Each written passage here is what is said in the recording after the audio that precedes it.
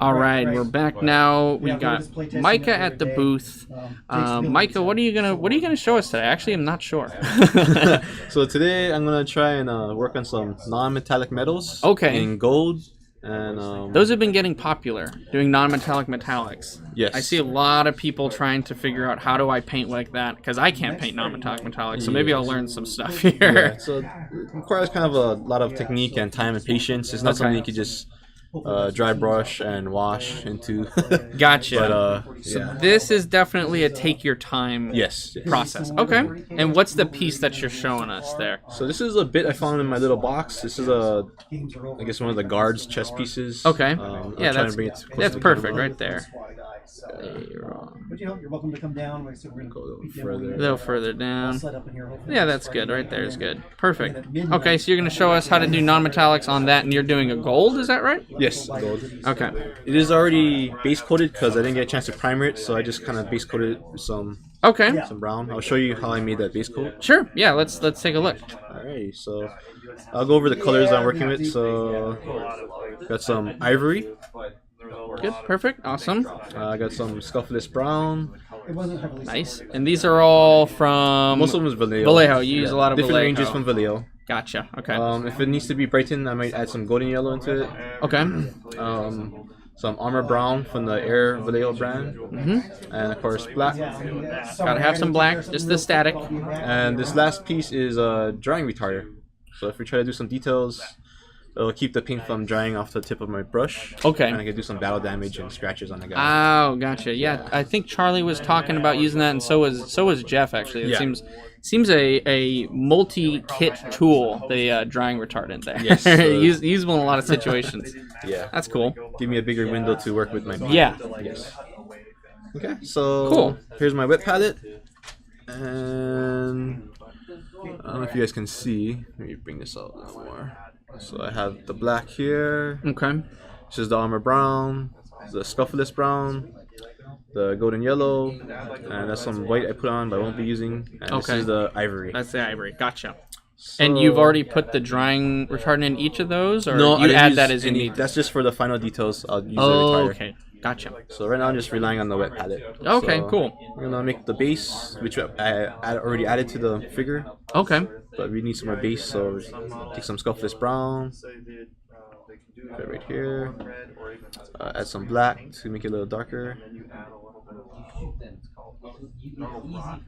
And that's kind of a nice thing with the wet palettes. We've seen everyone that's been on the camera today has been using a wet palette, but the ability to kind of on the fly mix your paints as you want. Oh yes. It seems like, as someone who paints kind of casually, I know that it's really frustrating when you can't even get through one section of a model without your paint drying out. Oh yeah. So especially in Hawaii. Hawaii is so humid and hot. It's it's a common problem here in Hawaii. Yeah. So right now I'm just adding a little bit of the armor brown in here, make it a little richer. And this is what I put on my figure earlier. It's a little dark because the plastic sprue is gray. So it looks a little different from my brush. Yeah, what is that? Yeah, I don't know, someone's phone. Okay. So the technique I'm going to be using is called loaded brush. It was kind of brought to the miniature world from Ben Comets. If you want to get to me, if you really want to learn how to paint, it's always good to get a role model. So my role model was Ben Comets. So a lot of the technique I'm using is is from that all guy. of our role models here are Micah. So reference to Ben Comets, the guy is the man. Okay. So for the loaded brush, you're gonna need a glaze. So I'm just gonna make this a little bit more watery. And the way this works is kind of like wet blending. So right now I have a glaze in my brush, and the tip of the brush will be the white. This is the infamous loaded brush. Yes. I've heard so much about, but I've never seen in action. So here it is. So right now I have a little bit too much paint on my brush to work with. I'm gonna lose control, so I'm gonna just take it onto my little napkin and take some of that off, and put a little bit more ivory again. And I have a dry palette here to kind of like work with, see what kind of consistency of my paint is too, so I don't have to go on my fingernails and whatnot. But gotcha. Looks brand new. Looks like you just bought that palette. So I'm kind of working a little bit of the white into the brush already, kind of pre-mixing it a little into there. Okay, so as you guys can see, there's a little bit of weight on the tip. I don't know if you can see it. Yeah, I can see it. Okay. It's definitely a little hard, but I can see it. So I'm gonna just place a highlight over here, and as I move my brush back and forth, it's gonna blend the two paints together. Yeah. There's a little bit too much weight on my tip, so I'm gonna take it off.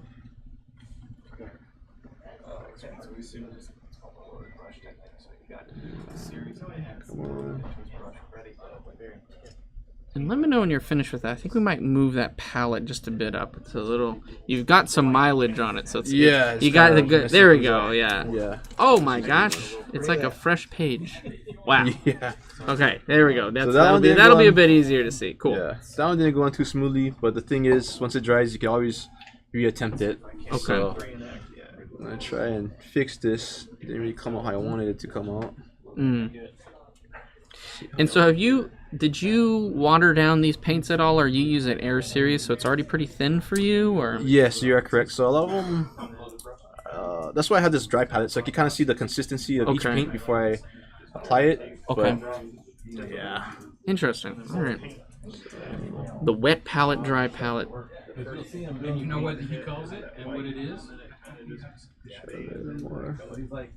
A little bit too much weight, so I'm gonna take it off and try to attempt this again. Quick way, but that means it gives you the idea.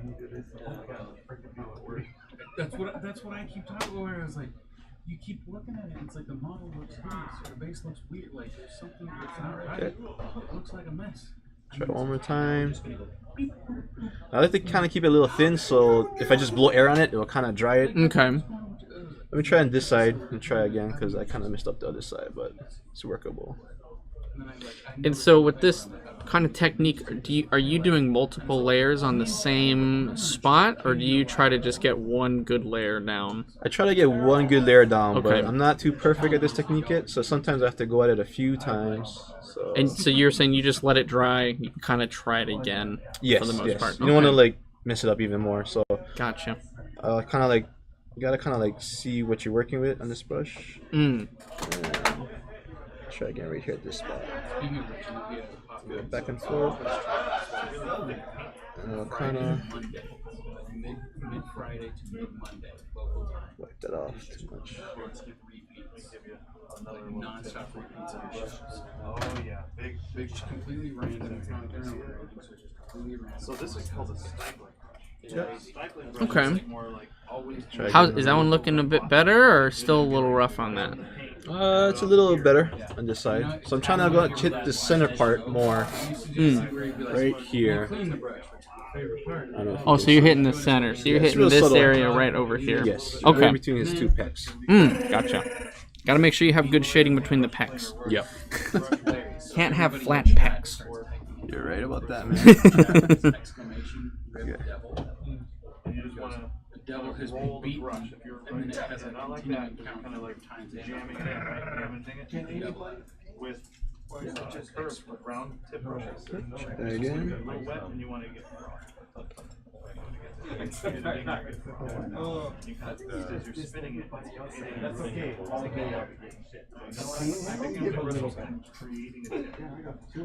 Creating a Don't be just jump off the I brought some like dinosaur game pieces. Can I paint?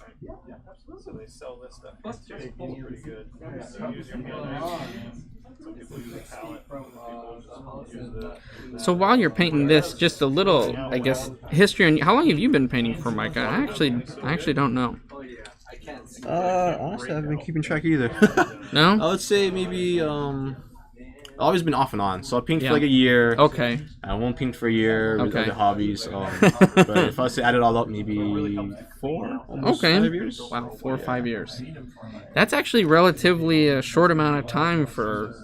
We've seen a lot of your finished models, and they're pretty impressive. So for that quality in that short amount of time, that's pretty I awesome, don't know man. about that. But thanks, bro. You're too humble. You're too humble, my man. But I painted Mortarian with it, utilizing it, and that was really good. Because you're doing that model some justice. It's gonna take a little time. You were saying this is a bit more of a really kind of focused technique. It's going to take a bit of time to get that desired effect. Yes. Okay. Are you guys able to see that?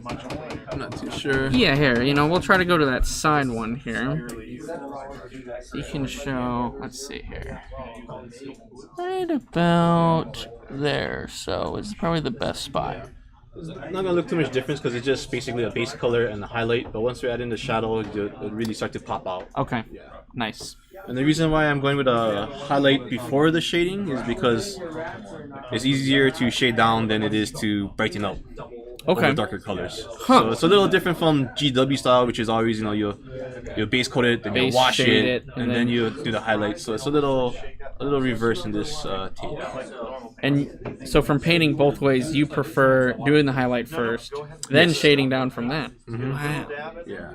Mind blown. Mind blown. I've never even thought to do that. Because I've always done base, shade it down, highlight it back up. That's the usual way everyone sees it done on the GW website. Yeah, so yeah.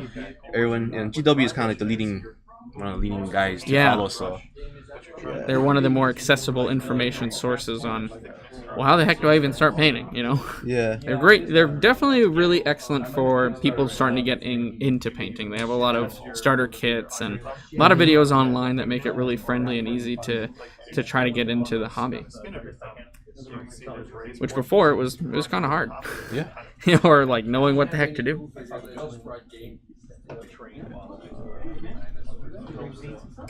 So, I guess I got some highlight in there. I'm going to add in some shadow. To do the shadow, take some of this base, put it on the side, Okay. and I'll add in some extra brown to make it a little bit more richer. So if you were doing this as, let's say you were doing a full squad or an army, even this color, Oh, would you be kind of paying attention more to how much you're mixing in there, or do you just eyeball it every time? I'll probably just go and use Jam the same it. colors but with the airbrush. Oh, yeah, that makes sense. Yeah, that's right. You are a big fan of the airbrush. Yeah. That makes a lot of sense. Yeah. Any army thing would have a airbrush in there. So add in some. You would be the laziest person. You have a warehouse full of miniatures. So I got some darker colors, and I'm gonna pretty much glaze it down into the lower part of his pecs. Okay. And when you're glazing shadows in, it's always important to go in the correct direction. So I don't know how everybody else does it, but I'm kind of almost like smearing my paint. Okay. So like I'll do a little bit on top of this dry palette. Okay. So say I want the highlights on this side and the darker colors on this side, I'll go towards where I want the shadows.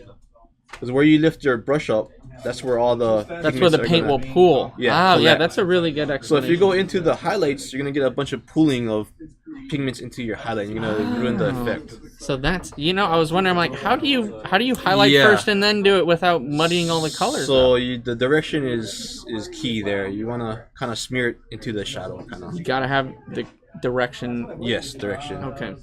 Yeah. I'm gonna have to try this out, man, because this is kind of blowing my mind right now. Yeah.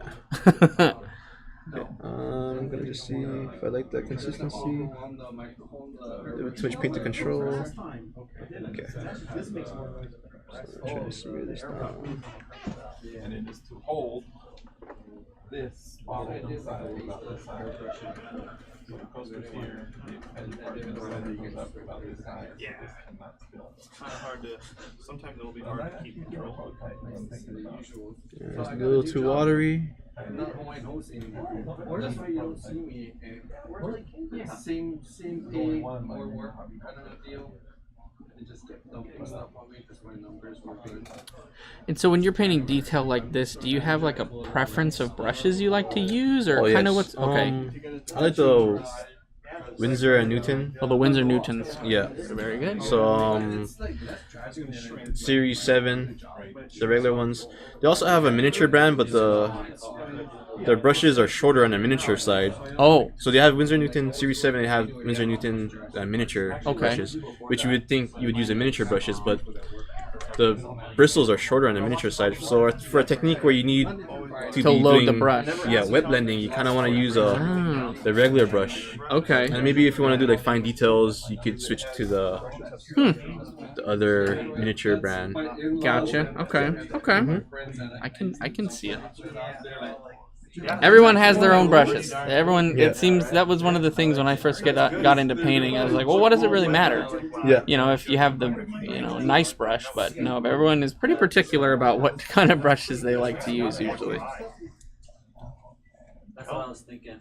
Because what I did was I had it in the brush and I kind of put it on the, what's it called? On the raised portions there, like Yeah, the the banding of the banding bell. of the bell, I kind of just scraped it off. And then don't forget to get the inside down too. Don't want to miss that stuff. That looks pretty sweet. Yeah, Jeff went first, and then Tim went afterwards. Just gonna wait till this thing just dries a little. Okay. Because if you start painting before it really dries up, you're gonna cool off. You're gonna Jeff it up. Yeah, you're gonna yeah, it's gonna get all jeffed up. That's our term for the day. Yeah. That the term Jeffing it up is when you start painting again before something's dried, and then it gets really muddied up. So you don't want to do that.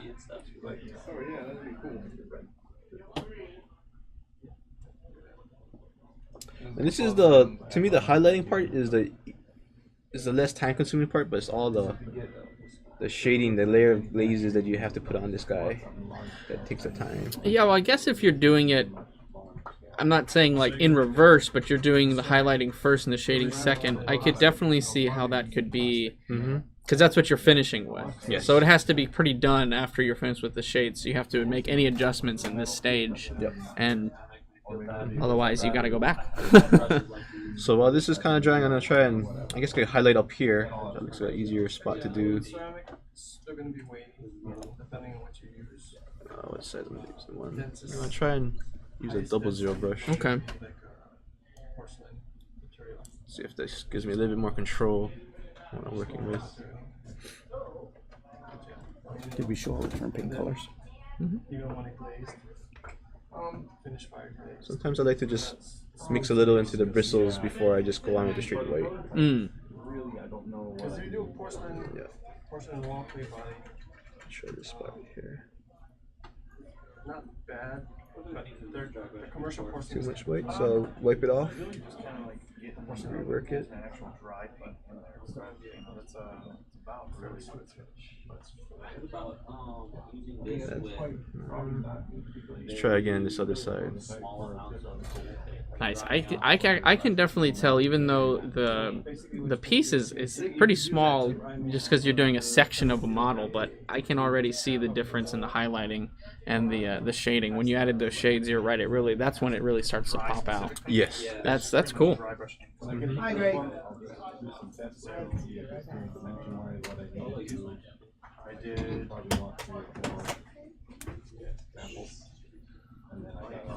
power sword I did actually so the first layer I used starry lines. Well, eventually, yes, but right now we're so it's off white, it's kind of bluish, so it really works would it well. be, And then at the very tip I used the dry brush for samurai white in order to get it a little bit hotter at the tip and a little bit hotter on the edges here. dry brush with ceramic white. The relief Dry brush, And then I'll go back to shading my shade color here. color. You can always add And once I shade where this highlight line is, it should really pop a lot more out. Okay. Right above the peck. See some contrast there. yeah, so you start with you're gonna try and build up to the higher color, especially like swords and things like that. Definitely try to build it up to the lightest color. It takes a little bit. If you mess up, it's kind of hard to fix it. Already more higher color shading down from this off white to a full white. You might use a series of grays. So you're doing the bottom now. If you push up a little bit on there. Oh, okay. You're doing the underside of one of the pecs. Is that right? Yeah, there's like Okay. a little neck guard thing that connects to the pec. Gotcha. I don't know if you guys can see that so far, but this pec is kind of like more how I want it to be. Yeah, definitely. Let me try to. I can swap you over to that one. That's about good there. Yeah. Okay. Airbrush blue, Yeah. which is this color. Yeah, starting to look definitely much more detailed and shaded. And I'm gonna push the shade a little bit more by adding a little bit more black to my mix. Oh, a little too much there. Color spraying or whatever, and it was like $100. A small one, like this stuff, like almost like what they got there, but it's just not as fancy. It's like $100. And some.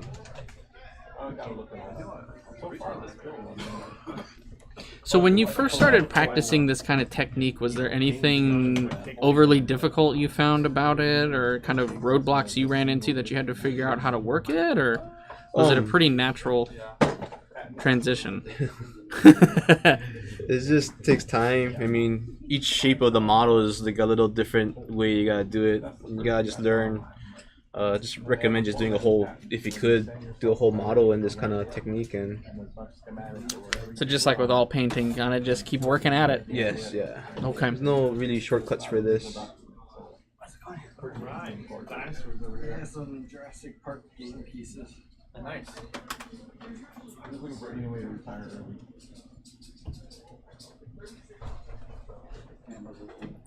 A little bit more.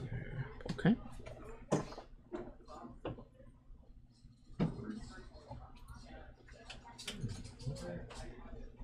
Yeah, but I need that. My sister-in-law. My brother-in-law's wife. And sometimes if your paint is a little too wet, where you're just kind of like, it seems like you're not even laying the paint onto the model. Okay. I just kind of stipple it on the model. So sometimes Couple like of dabs. Yes, a lot of times my paint is just too wet to control. Sometimes I just kind of stipple it on there. Gotcha. Yeah, it can definitely be kind of. Yeah, very good. Perfect. I noticed that. So I haven't really delved into doing a lot of non-metallic metallics quite yet, but when I was doing metallic painting, I noticed one of the difficulties I'd have with a lot of the different brands was I'd have a hard time getting it to really kind of flow onto the model easily.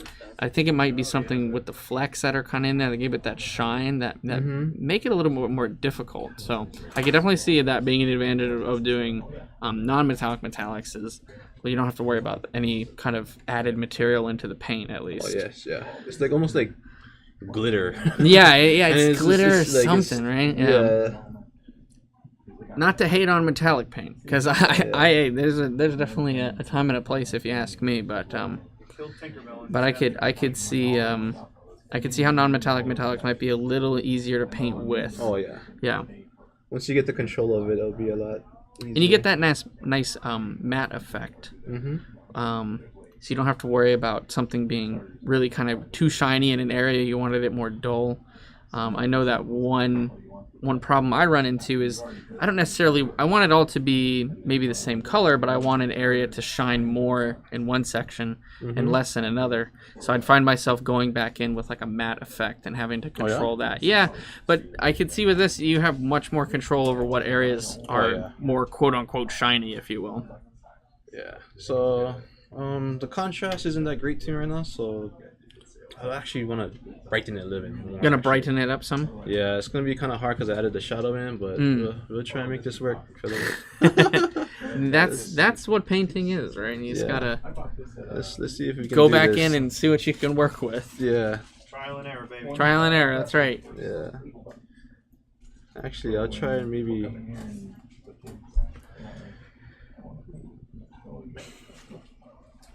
Try this side. There's like 6 good sizes in there, and then the rest I can just return.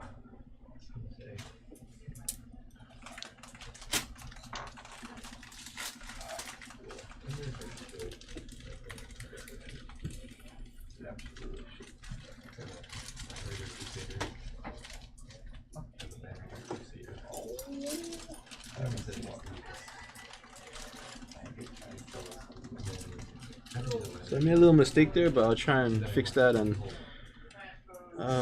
So what happened? What did you run into? it just didn't really blend well. So I'll try and do like some battle damage over there. Okay. And that's one way you could kind of fix things up. Just cover it up. Don't have to worry about fixing if nobody can see it. Yep. Bob Ross, happy little accident. That's right. Happy accidents. That's the theme of today. Build and paint is happy accidents.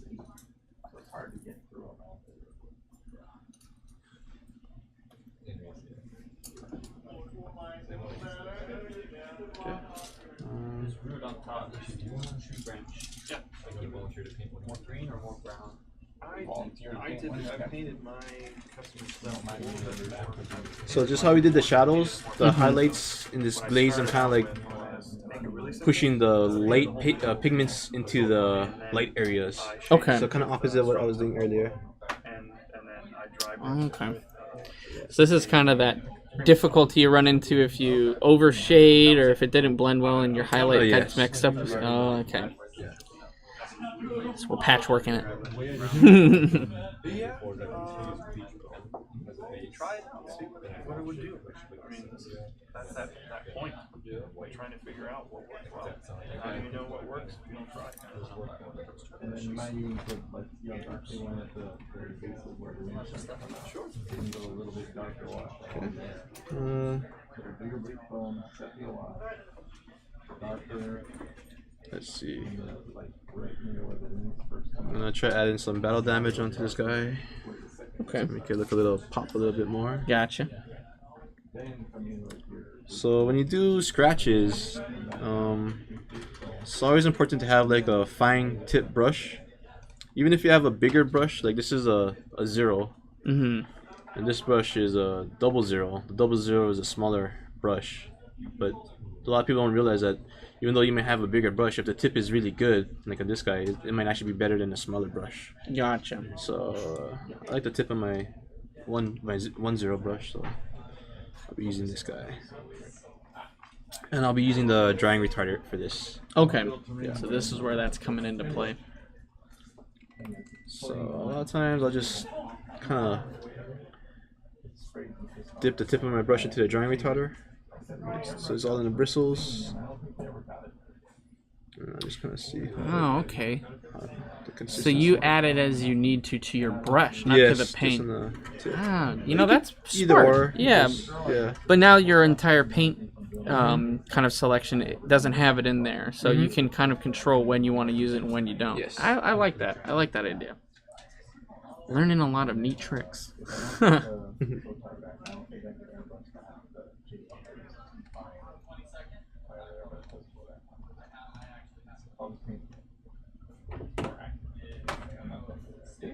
A little scratch there. and then I gotta basically change it. Ink it all. Highlight it all. Ink it all again. So a little scratch right here. White stripes. Glossy. Black line. Decal. Matte. Sounds like way too many steps. It is, man. And this is a SOCAR. Have you seen that? Ford World flag bigger than a Thunder Hawk. God, it's like just long and the same width. Why would you do that? It's as big as this. Ryan's is not mine. And when you add the highlight to these scratches, you always want to go on the bottom of the scratch. Okay. Yep. You start from the bottom up, basically. Yeah. Okay. Like if there's an edge, you'll be in the bottom of the scratch. Jesus. So, You have to pin it and everything. Oh yeah, we drove it. We got probably over 40 pins that thing. For the Ford World, it's a lot better than GW. It's pretty crazy. Yeah, it's like GW's like fine cast rather than Oh, no. soft. Yeah, my cigar is terrible. I just built 20 for those guys for Dark Delta and the zombies with gross. Oh, the Mandrake. Yeah, I just built 20 of those guys. Cool model, but God, so much. Horrible. So much cleaning. I bought the 1,000 Suns Sorcerer and Terminator armor on Ford World. Sweet model, but then the size. And so when you do, let's say, battle damage or weathering or anything like that, are you going back in? Are you trying to use a similar colors you're using now for that, or are you trying to do like very noticeable differences? If that makes sense. I think it's good to have a little bit of the somewhat of a closer color to it. For example, Okay. Like if you had a little bit of brown into your black for the scratch. Okay. That also works. And And this guy, You don't want it to I just be- went with black for this Okay, guy. you just went straight But black. you could, yes. You could make it a bit closer so it looks like the metal itself has bent or something like. not so much of a black line. Like Gotcha. I just did. You are correct. On that. But you know what? With tabletop quality, if that's what you're going for, you really do want that high contrast. So maybe doing a black line is exactly what you want to do. That's what I tell people, at least when they're just starting out painting, is you don't want to do if you're doing tabletop quality, you don't want color schemes that are so similar to each other, so then it just looks like one color from 3 feet away. Yes. I like to tell people, go with a high contrast, two or three different colors that will really pop and stand out, so you have a better chance of distinguishing and seeing those details from far away. Mm-hmm. I'm just gonna add in some black into this Okay. grill area, and then we can take a look at it and see what we've come up with. What have you Yeah. concocted for us? yeah. Was that Med kit or something like that? Or? on that thing? Yeah.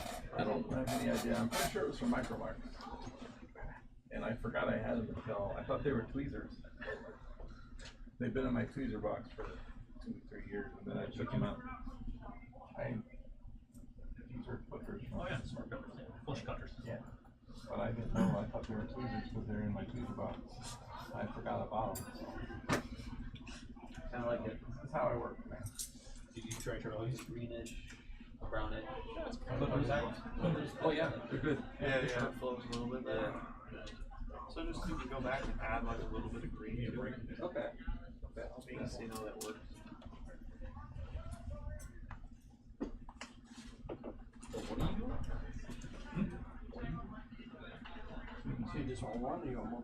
Just one for now. I'm trying to see the one, and then if I gotta make any adjustments or anything.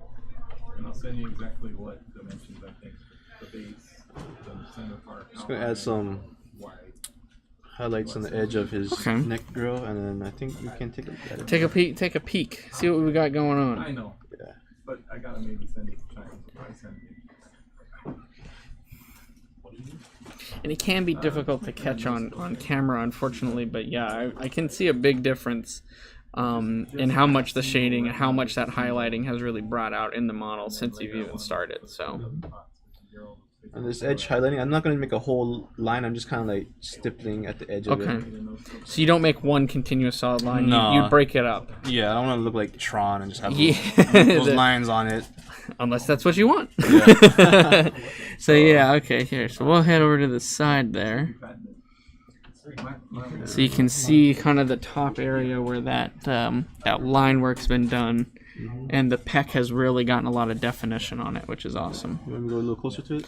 Yeah, here I'll try to mess with the focus here. See if we can't get it to focus up where we want it to be. 1 second. It's always like a million buttons to get there. Okay. There we go. So that's looking pretty nice. Okay, yeah. So you can see a lot of that shading. That you did that by hand. That's not the light that's really doing it there. Yeah. I like that a lot. It's a lot of definition on the pecs. You got a good white line on the top collar there.